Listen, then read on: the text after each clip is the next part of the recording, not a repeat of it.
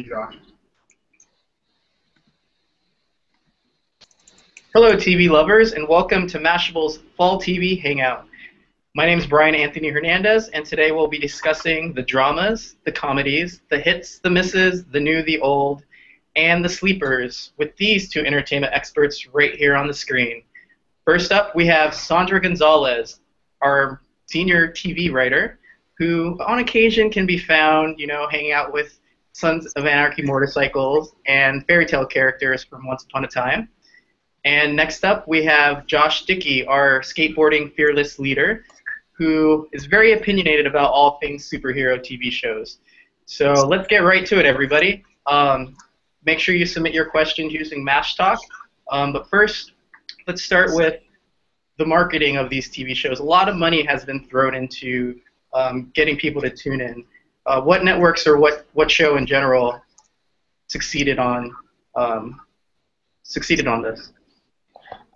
Well, anybody who went to Comic-Con realizes exactly how much money was spent on just promoting shows in general. Like the vibe there was insane in terms of advertising. But I think Gotham particularly did a really great job, not just at Comic-Con but in general, about awareness of their show. They had a bunch of spin-off websites, and at Comic-Con they had a pairing with Uber to have these cars that looked like Gotham City police cars, kind of picking up people, and I don't know. They had a lot of fun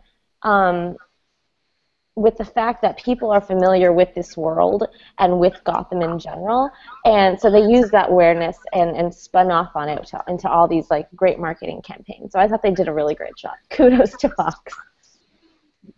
Yeah, I really thought the way they did the collages with the 8 main characters, having their names on top of it really helped that, because they don't look like the characters we're used to seeing. It's their younger versions. It's, Penguin before he got huge. It's Catwoman before she's an adult, and I think it really helps build some buzz for that.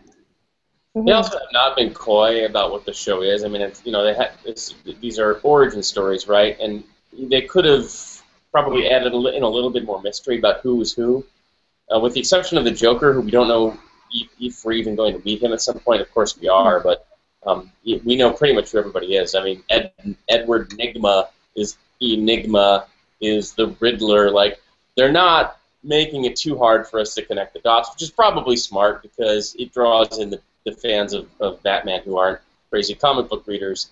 And I actually think they struck a pretty good balance. We saw the pilot just the other night, and I think it was pretty easy to connect the dots on a lot of things and get an idea of where the show is going right from the start. I mean, pilots are tough to do. Pilots for really good TV shows can be really bad episodes, and in that case, I think they actually did okay, sort of, getting us ready for the pilot with all the marketing and then delivering with the pilot. That actually had some pretty cool moments and had some pretty good introductions, and so far it looks like it's working.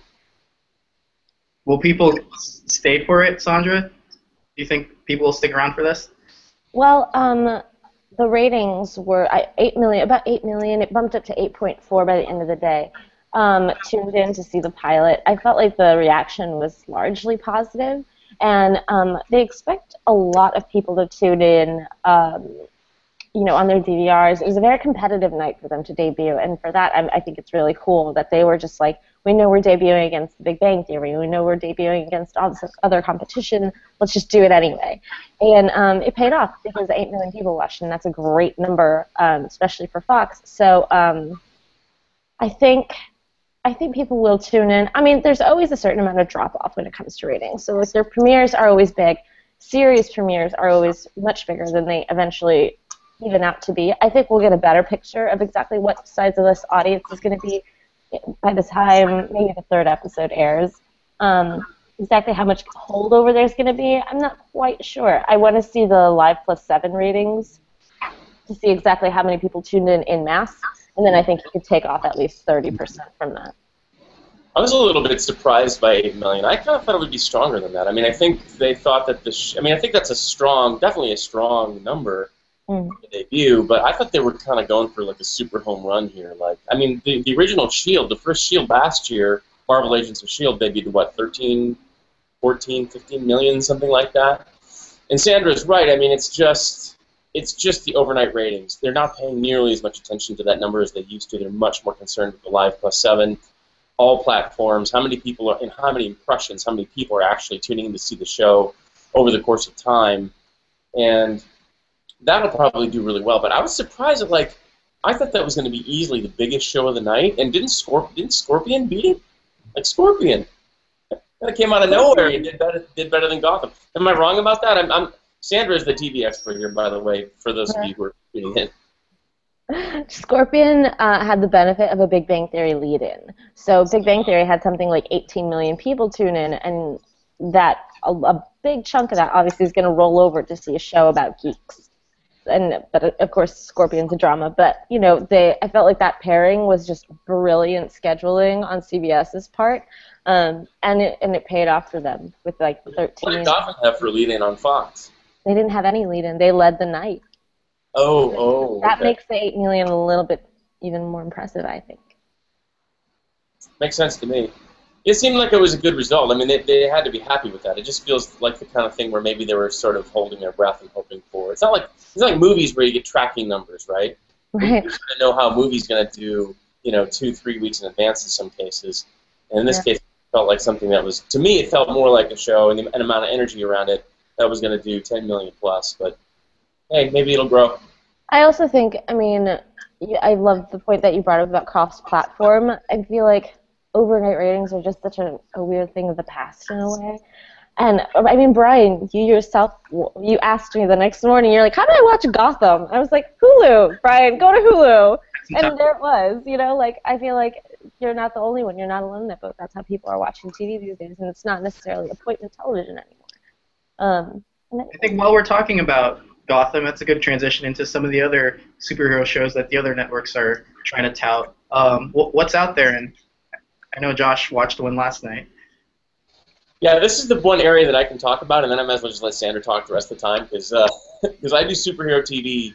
I love prestige cable, but this is fall TV. So, yeah, I mean, Marvel Agents of S.H.I.E.L.D. just premiered last night. I think the reaction to it was fantastic. I think the show has taken on a totally different tone.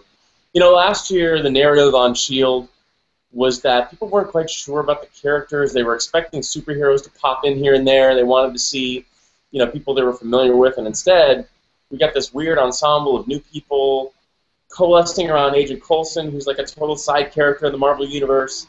But it just kind of was plodding along week by week, and then all of a sudden, wham! Captain America: The Winter Soldier hits. Hydra takes over S.H.I.E.L.D., and everything changed, and suddenly the stakes were raised. And it was pretty late in the season to be building momentum, but man, it picked up a lot of momentum there. It felt like the show kind of found its tone, and the season premiere last night was way different. It was. I mean, I hate to use the old darker, grittier, but it was kind of those things. I mean, the team had, S.H.I.E.L.D. has been utterly destroyed. There's just a few remnants left. Coulson and his inner circle are trying to pull things back together.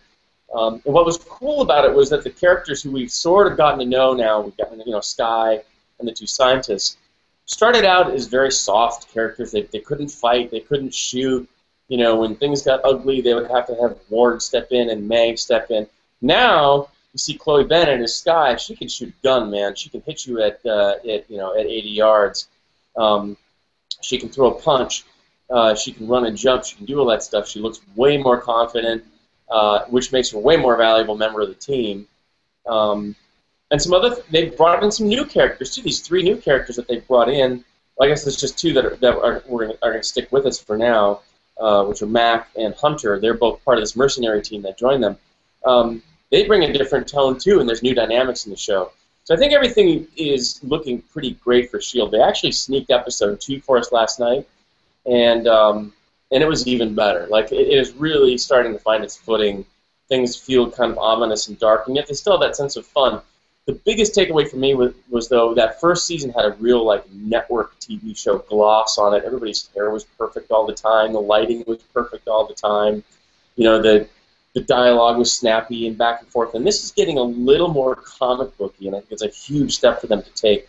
And I think this next season of S.H.I.E.L.D. is really, really promising. All right. And then we have some new ones on board. We have The Flash. What do we think about that? Is that worth? I saw The Flash last night for the first time. I'm curious what you thought of that one, Sienna. I loved it. But I am an Arrow. I'm a huge Arrow fan.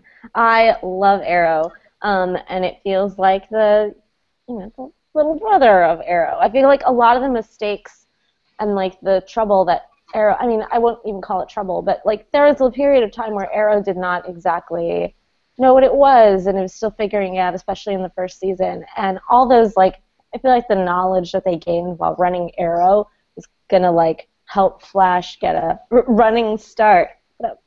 Ba-dum. Oh, man. That was bad. So I watched it last night. It was a little CW for me. I'm going to give it a chance. I'm going to give it 4 episodes. As every show you take on, you got to get 4 episodes before you really feel like you get it. It was a little kiddie to me. Like some of the dialogue points were just like, oh god. And some of it also is just the fact that I'm a Marvel guy. I just have Marvel. I bleed Marvel. But in DC, I have a little bit of a harder time warming up to their properties. Little touches here and there, stylistic things, but also just DC things, like the fact that it's Central City, which instead of a real city, in Gotham instead of New York. They're never going to be able to fix that. I think Grant Gustin is super promising. I think he actually is very charming and could play this very well. And the visuals looked really good. That's important. A lot of people picked on, at least the things that I read, they picked on some of the visual effects. But I think the visual effects look pretty cool. I think his suit looks pretty cool. I think when he's running and things are slowing down, that kind of worked for me. When the action got going is when I thought, for me, the show worked. And if they fell down on the action, then I'm just out. And listen, again, the show had a serious case of pilotitis, and they've got to forgive it that. They've got these huge chunks of expository dialogue just to get under my skin. I got to let it go. I'll give it 3 more episodes, and I'll probably be pretty happy with it, in a month. The team is very encouraging to me. I mean, I feel like Andrew Kreisberg and Greg Berlanti, they're just, and also okay, so you're an action guy. If they fell down the action, you're out. But I'm a character person, so I already like these people. And then the glimpses that we saw of them in Arrow, I feel like are a great introduction for what people are gonna expect and get in the pilot itself. So I'll be curious what other people think, but I enjoyed it.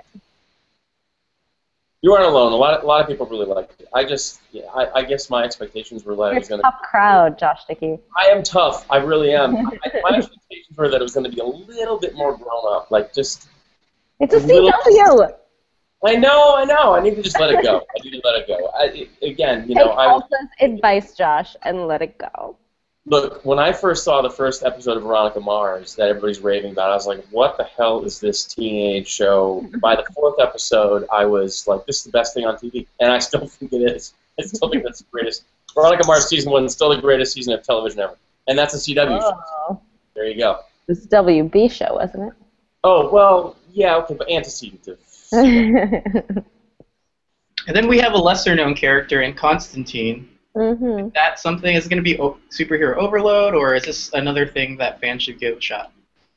I honestly think that it's more Sleepy Hollow than superhero, because there are a lot of supernatural elements in this show, especially based on the pilot that we saw. The interesting thing here is that the pilot and the 2nd episode are going to be pretty different because there's a recasting, and the person that they set up in the pilot to be his sidekick is going to be, spoiler alert, probably killed off because she's gone now, and then they're going to bring in a new person, and it's just going to be I kind of wish they would have just reshot the pilot rather than introduce something that misleads the audience into thinking we're going to get something that we're not. So I loved the pilot, but who knows what the 2nd episode is going to be.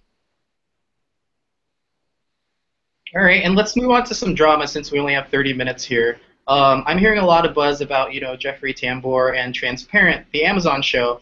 Is this the show that's going to get people to go to Amazon and watch TV? I hope so, because this show is phenomenal. I cannot even understate how much I love the show. It's a dark comedy about Jeffrey Tambor plays Maura, who is a woman, and he also has a family, so he's a father as well.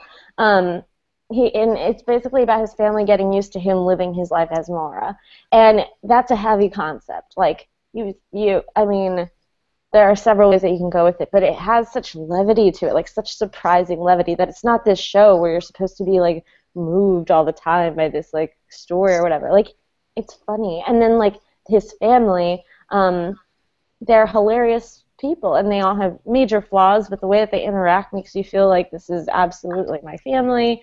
I cannot talk enough about how great this show is. So I'm hoping that, and I'm definitely not the only person saying that, and I'm hoping that all this awareness of it is going to help people watch the show, because it's just a great piece of art. Like, it's fantastic. And that premieres this Friday, I believe. They're going to put all 10 episodes out on Amazon. In terms of awareness for Amazon, I don't know. It's a very interesting show for them to, I mean, because obviously Amazon has done stuff before, but I feel like this is going to be one that's going to appeal to a wide audience and possibly get people to, like, recognize Amazon for its potential in that way. Mm-hmm. And that Friday release, that's very Netflix, right, where they release it ahead of the weekend so people can kind of just binge watch the entire weekend? Is that right? Mm-hmm. Yeah. All 10 at the same time, yeah. Amazon has been, they've been throwing spaghetti for a while now, and it's kind of like about time for them to come up with something that works out. This is the first, I haven't seen the show. Sandra told me about it, I don't know, a few weeks ago. And she said, if this show doesn't get awards consideration, there's something wrong with the system. And when she says something like that, I believe it. I intend to check it out. And it's the first show from Amazon that has, like, I feel like everywhere I turn now, I'm reading something about it. Like, they're finally getting something that's getting attention. Whether you like the show or not, whether you tune in or not, you've heard of it. You associate the word Amazon with TV, finally. Like, they have a breakthrough just sort of in the mainstream conversation. And so even if they don't have tons and tons and tons of viewers on the show, I think the fact that they've gotten something into the conversation now signals a breakthrough for them. It's about time. I mean, the first round of pilots they did a couple years ago, they did like 16 shows, and they threw them all out there. Like, what's on your mind? What are you watching from that? Like, not much came of that. And then the following season, they did 20-something new shows, and they have got some traction on some things. But in terms of just like finally breaking through and getting something out there where you're like, okay, Amazon finally has something that seems real, and they sort of join Netflix as one of these new. It's funny, we've been calling them streaming services. I've stopped calling them that. Now I'm calling them streaming networks because that's what they are. Then, good for them. And listen, from everything that I've heard, I'm definitely going to check it out. And who doesn't love Jeffrey Tambor? I mean, the guy is great in everything he does, and this sounds like it's a really meaty role, so I think it's a big deal. Yeah, and on top of Transparent, DirecTV has Kingdom coming out at the beginning of October, which is a show that I really loved. I've had the opportunity to see the first 3, and that stars Frank Grillo, Nick Jonas, and this guy from Friday Night Lights, a Friday Night Lights alum, Matt Laria. And it's about boxing. It's kind of gritty. It's kind of, does anyone remember that show on FX called Lights Out? Anybody? Little Fringe? Okay. Well, it was a great show, and it only lasted 1 season, and it totally reminded me of that, and it's really great. I also enjoyed How to Get Away with Murder. It's a Shonda show. Shonda Rhimes. It comes from Shondaland, actually, but the creator's a guy named Peter Nowak. But he went to Shondaland University, and you can see it all over the pilot. It's enjoyable. And they sent me a blanket that has a chalk outline on it. Oh, wow. Isn't this creepy? And it's like disturbingly me-sized. It's like the size of an 11-year-old, and that kind of freaked me out. I was like, is this supposed to be me? See this? It's How to Get Away with Stalking. How to Get Away with. But I liked the show. I liked the show before they sent me a blanket. all the reaction, I don't know, was like, it's like Scandal. It's totally bananas. So it seems like that's the thing, right? Just to be just as ridiculous as possible, or like I didn't watch it. Nobody was nobody was infused with superpowers in it. I probably didn't check it out. Actually, Josh, episode 2. No, I'm just kidding. Someone gets bit by a spider. Oh my God. No, it's actually it is kind of crazy. It's kind of crazy. It's a crazy show, but to me it kind of reminded me more of like Grey's Anatomy because they're all like brand new to this like law thing and they're like kids and she's their mentor. So like that part of it, the supporting cast gave me like a little Grey's Anatomy vibe, and I was like, oh, that's cool because I don't want like another Scandal because Scandal does what Scandal does very awesomely. So like I don't need another show like that. So I kind of like that they kind of blended a little bit of both and added some new flavor to it too. While you were talking about Grey's Anatomy, we also have Catherine in State of Affairs. Is this her big comeback? I don't know. The show is a little, it's very homelandy in the sense that they're dealing with international issues, and I don't know about that one. I have to see it. Well, I need to see more episodes. I've only seen the first one, and it doesn't premiere until the end of October, so they have some time to give us a few more episodes. Yeah, network executives who are watching, more screeners, please. I know. I need more than just one to like properly feel like where these things are going. Yep. Yeah. For me, I'm excited to watch Grace Point. It's a crime drama featuring David Tennant from Doctor Who, Anna Gunn from Breaking Bad. I've heard you watched 4 episodes already. Can you tell us what is it compared to? Well, it's based off Broadchurch, which is the BBC show that had David Tennant in the same role. That's a weird show. Like Grace Point, people are assuming, oh, you're not going to watch Broadchurch because you can't understand their accents. I understood it just fine, and like I watched all of Broadchurch before watching Grace Point. I literally did it back to back because I had no life, and the first 4 episodes of Grace Point, they pretty much hit the same beats as the episodes of Broadchurch that I had literally just watched. And so I found that like kind of strange. Like why just recreate it in that way? And I'm told that like the episodes that follow, like it's not going to be the same kind, like the same killer. It's not going to unfold the same way. But based off what I saw, it was very similar. And so I was like, But you haven't seen Broadchurch before, Brian, so I feel like you're going to very much enjoy Grace Point. But you're going to get a lot.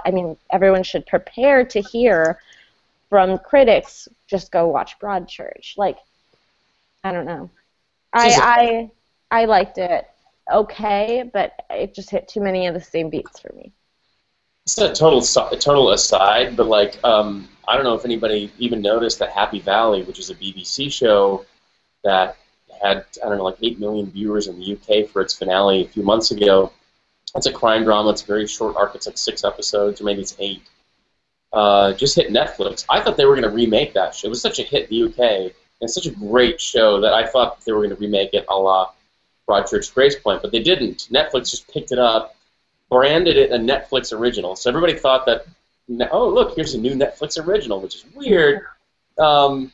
But it was great. It's about a policewoman in a sort of rundown suburb of London who is embroiled in some family drama that connects to a kidnap situation and the way that she navigates it. I mean, that was one of those amazing. She's like a 47-year-old policewoman who's kind of seen it all and lives with her sister, and she's divorced, and it's an amazing, amazing drama. The writing is great. The acting is great.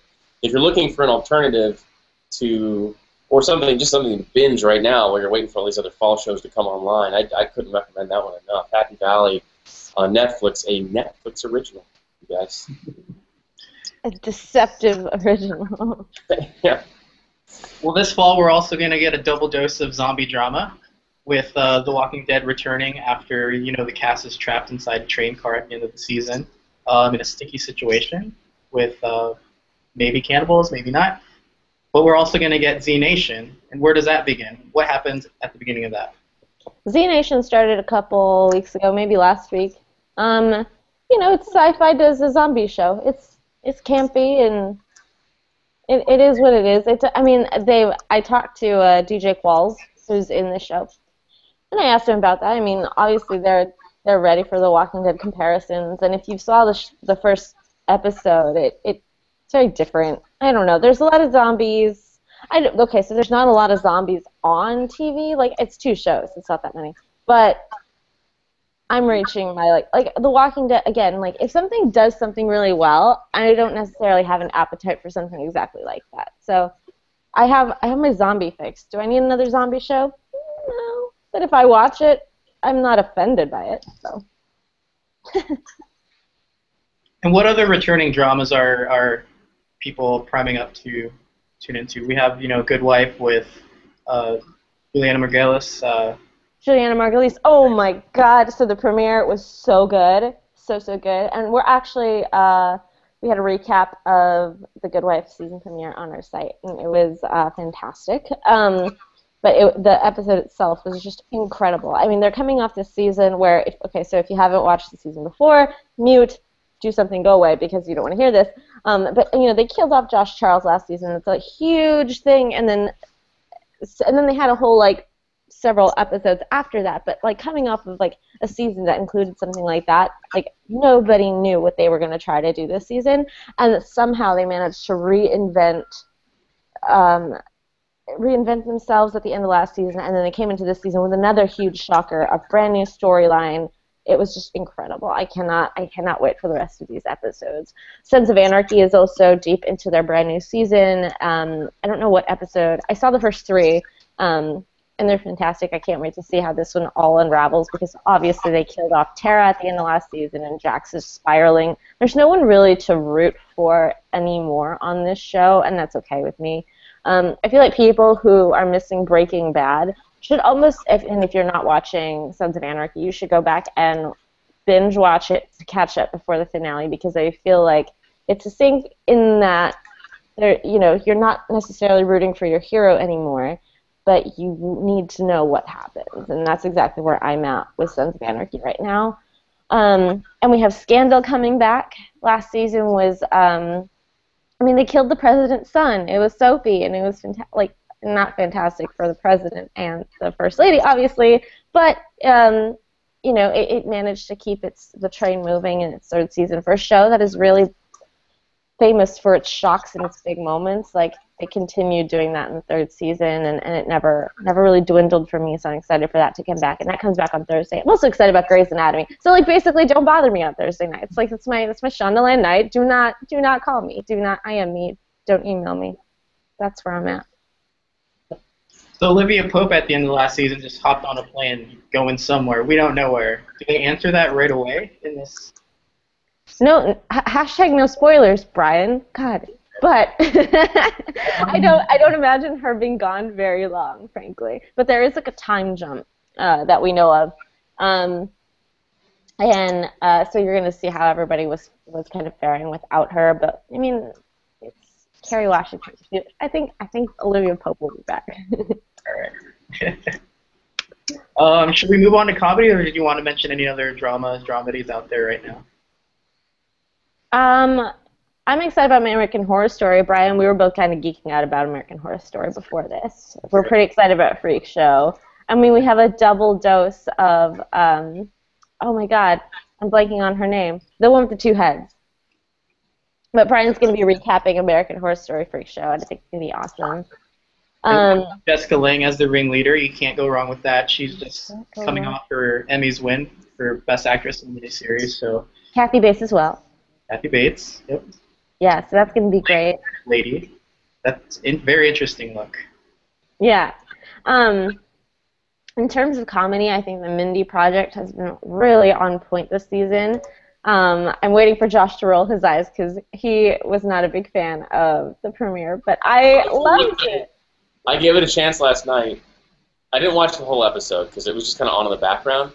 And the couple times I looked up when she was with the mom and they were at the restaurant, I actually laughed out, belly laughed out loud at a couple of those things. I didn't like the pilot, the season premiere that much, and I'm not a watcher of the show, so it's just not fair for me to even try to assess it. But it did make me. It got to me a couple times last night, so I'll back down a little bit. I'm gonna hook you into this, Josh. I'm not even joking. But I feel like it's been really, really, really on point this season for me as a person who's watched the previous seasons. I feel like it's very confident now. Like, it's a show that knows exactly what tone it's going for. It knows who these characters are. And anytime a show knows those things and puts out a brand new episode, like, I feel like this is going to be its strongest season yet for the Mindy Project. And Rhea Perlman, who is the mom you were talking about, she was really awesome in the episode. She looked awesome. She was great. And she was perfect. I mean, that's as soon as she walked on set, I was like, oh my god, she looks like his mom. Like, is she his mom? Like, I want to do what I'm in real life. Yeah. So the casting there, and she was funny. The new season, this is a little bit different, obviously, but the new season of Saturday Night Live, I feel it's also going to be a very interesting experiment, considering the changeover that we have this season in terms of the cast members. But I'm actually really encouraged by some of the choices that they've made, especially this new kid who is coming out in New York, the one that's like 19 years old. I watched him. Yeah. Oh my god. Great. I feel like he's going to be great. 20, I was still delivering pizzas for crying out loud. Anyway. But I think it's going to be a great season of Saturday Night Live. Or, I mean, I won't say that because I haven't seen anything of it, but I'm encouraged to think that it's going to be a good season of Saturday Night Live. It's funny about SNL. It's like the longest-running network show that exists right now, right? Except it was also essentially purpose-built for the internet age. So even if we don't stay up on Saturday night or stay in on Saturday night to catch it, like, we're gonna all see all the highlights of it eventually throughout the week. It's just kind of a funny Ouroboros sort of circle, right? Where it feels like this show that's been around forever, this institution that's had its ups and downs. It seems to me like it's just more relevant than ever, and especially next year when we get into an election cycle, it'll become more relevant. But I think that it's also interesting that it's always been led by Lorne. Like, Lorne has never faded. He's always on his game. He's always changing pieces around, moving things in and out, making bold moves. He's not afraid to cut dead weight or like people who aren't working out. And it's kept the show fresh. I'm a huge fan of Saturday Night Live.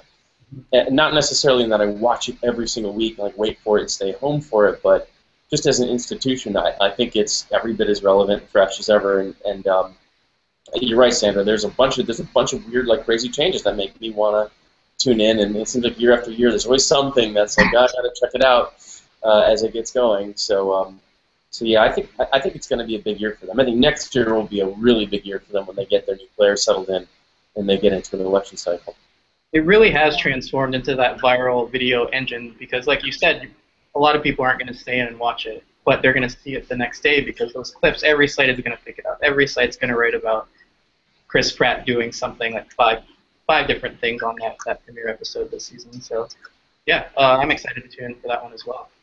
But in Comedyland, there's this huge void with How I Met Your Mother not there anymore. Is there anything that's going to fill that or potentially can? In terms of new shows, I think, so Kristen Milioti, who played the mother, is on a new show called A to Z that kind of has How I Met Your Mother-y vibes about it. There's like a voiceover that's telling a story, and obviously Kristen Milioti is really funny in it. There's some supporting players. It's not an ensemble like How I Met Your Mother was, but I feel like the tones and some of the beats remind me of like the same humor. It's not quite as zany yet. I've only seen one episode, and I would love for it to go in that direction. It's a little realistic at this point, but I mean, How I Met Your Mother, I feel, was like at its best when it was like watching a live action cartoon, like just like zany and ridiculous, and you're like, oh my god. So if they kind of leaned into that a little bit, I would really enjoy that show. But the pilot was very strong, and Belle Feldman is just adorable. I just want to pinch his cheeks. And the lead male character, he's working in an online dating company in this show, which is kind of very relevant now with, Tinder being very popular, and the way they introduced the work component into the show I felt was very, very funny. I watched the pilot on an airplane this week and just was laughing my ass off while people around me were looking at me like I'm a crazy person. I liked it too, yeah. It felt modern. I'm honestly not like a huge fan of when shows do that because I feel like it dates the show a little bit. Like in 5 years, are people gonna like who knows where online dating's going to be by then, but like putting them in like a new media place, I'm never quite sure, but I feel like in this case it worked. Yeah. Any other new comedies that people should tune into? I liked Marry Me, which is another NBC show. It's with Casey Wilson, who was on Happy Endings. I felt like it was a very charming rom-com. It was like a straight-up rom-com TV series, and like there's no shame in that. I like simple comedies. I don't like things with too much like flash around them, so I really enjoyed that. Selfie with Karen Gillan. Josh did not like that. I honestly think that it only works because she's in it and John Cho is in it, because I thought they were very charming. That the show has a lot of growing to do. Another one that like the pilots. A show about selfies. Right? Yeah. The pilot was really, really rough. I mean, and my big issue, I loved Karen Gillan. I think she's great. I mean, I think she was great in Doctor Who, in a very small part in Guardians of the Galaxy, and yet it was like it's blazed in my mind. I could see every frame that she was in.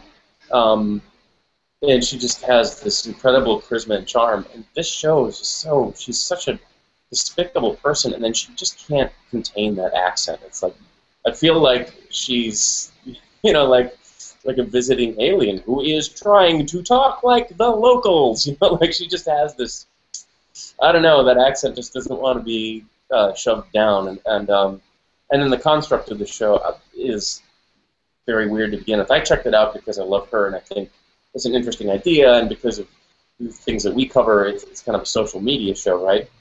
And I needed to see it. But it's another one, like, I need to give it 2 more episodes before I declare my undying dislike for it. I'll give it a shot. That's an interesting point you make about the accent, because remember Super Fun Night from last season where they made Rebel Wilson speak like an American living in New York, and it was just like, why can't you just let her use her accent? Like, that's like 90% of her charm.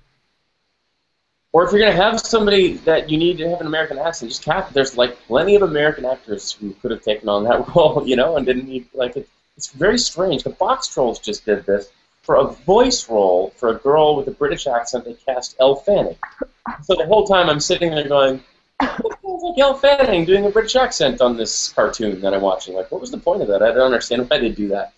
But that's a whole another side issue. Hey, another show you should check out is You're the Worst, because apparently I'm on it. What? I guess everybody keeps telling me I look like the guy in You're the Worst. I don't know.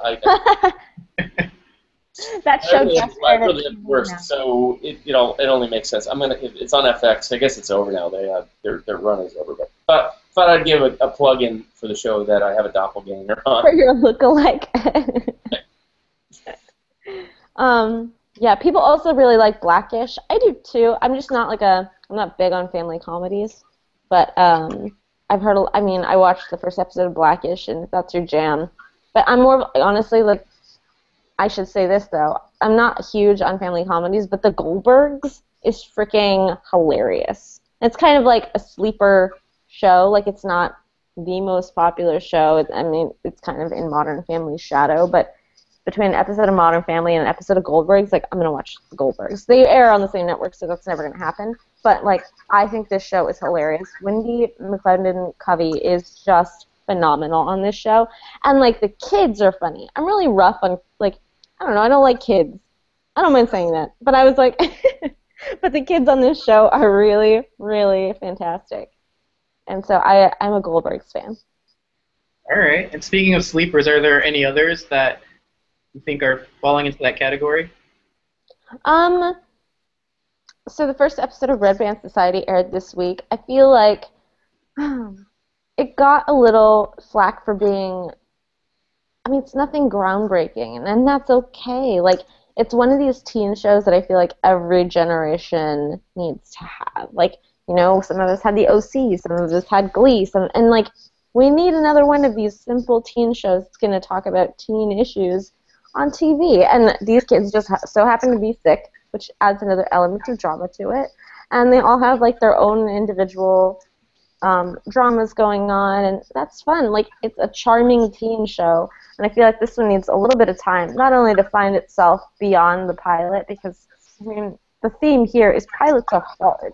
It's really tough to set up an entire story and give people also a look at what's coming next and what you're going to be all in the span of 42 or 22 minutes. Like, this show is an hour long, and I felt like it did a pretty good job of interjecting some of the elements that we're going to see in the next episodes, but I feel like everybody needs to give this show several episodes to figure out exactly what it's going to be, and I'm hoping that it sort of becomes a sleeper culty hit, because I see the potential for that in this show. Fault in Our Stars, the TV show, essentially? Is that what it is? No! That's what popped into my head when I saw the trailer. I think that's what they want you to think without actually... There's only 2 kids with cancer in it, but the rest of them have other things, and it's not a romance. It's not romantic. It's more Breakfast Clubby than anything to me, like, because they're all very different and forced to hang out with each other. Like, these are kids that would not sit at the same lunch table in the cafeteria in any way. And I find it interesting that they're all kind of shoved together. So to me, it was very much more Breakfast Clubby than Fault in Our Stars. And honestly, I think that there's an adult in the show that's going to die before any of the kids do. Yeah. All right, so we have a lot of fan questions, and luckily you guys already answered some of them throughout this conversation. So we'll skip the Sons of Anarchy ones, the Gotham ones, but there's this really fun one I think we can end this conversation with. What is your #1 season of TV ever? Ever. I just said mine. I stand by it. All right. That first season of Veronica Mars is perfect. It is literally the perfect collection of shows where each show has its own little arc that you need to that is resolved over the course of that episode to your satisfaction, and yet they all add up to this bigger arc that at the conclusion and the finale absolutely delivers on. Just like, my mind was a smoking crater when that thing was over, and I think they had it was probably because the show was so under the radar and that they were able to kind of do it the way they wanted to do it. It was like less than 1 million viewers a week. I mean, it was really, really down there. And then by the time season 2 came around and season 3 came around, the network got involved and they started messing around with the formula. But that first, you don't even necessarily need to see episodes or seasons 2 and 3 of Veronica Mars. Just watch season 1, and you'll be good. Although they did wrap up the series in season 3 extraordinarily well. Like the finale, the series finale was almost as good as the first season finale. But that's as perfect an episode, a season of television as I think I'll ever see. Oh, this is such a loaded question, because there's no way to properly communicate exactly how much TV I've watched in my entire life. But because I could say, like, season 4 of Supernatural, I could say season 6 of ER, I could say season 6 of or season 4 of Third Watch. I could say, like, I could just name all the shows that have had some sort of impact on me, and just I can't answer that question properly without, like, literally my mind imploding right now. Well, there's your next story idea, the best season ever on TV. Oh my God, I know. Thank you, fan question asker. A great gallery. All right, do you have any more? I can go on. I'm sorry, I'm going to stop. Do you have any closing points about this fall season and maybe must watch, don't watch this at all, don't even give a shot type thing? I hate saying those sorts of things because I feel really bad. Like, people work really hard on these shows, and I know that because I talk with all of them as part of my job. So I don't like pooping on shows. But I feel like if you're gonna watch one online, watch Transparent online. If you're gonna watch one on TV, join me for. Ooh, that's a tough one. Flash. I'm gonna say Flash. And if you're going to watch a comedy, give the Goldbergs a shot, because I think that it's a really charming show. So if you haven't watched it, catch up and then watch it live when it comes back. Josh? Oh, boy. If you watch The Flash, pilot, do it with tempered expectations, I guess, if you're of a certain age. But like, I would say that I'll say this, if you're a comic book fan in any way, or you like the Marvel movies, and you gave up on S.H.I.E.L.D. last year because it was listless and didn't seem to be going anywhere, catch it up and get back on board, because it really has hit its stride. It deserves another shot. All right, and for me, I'll be watching The Walking Dead. The way they built the character development last year was just so impressive to me. Thinking one day, hopefully, they'll get a nomination for something. Carol, Daryl, one of them. I'll be tuning to Scandal with my wine glass, cheersing with all the other gladiators out there. What else? We're doing returning shows too. That'll take a whole another half hour. I'm committed to a lot of shows, Brian. All right. Well, I think this discussion was very insightful, and hopefully the audience thought so as well. If you have any questions for us specifically, continue to ask them on Match Talk, and we'll be monitoring that throughout the day. And thanks for joining us. We hope you join us throughout the season to talk all things TV. Thanks, guys.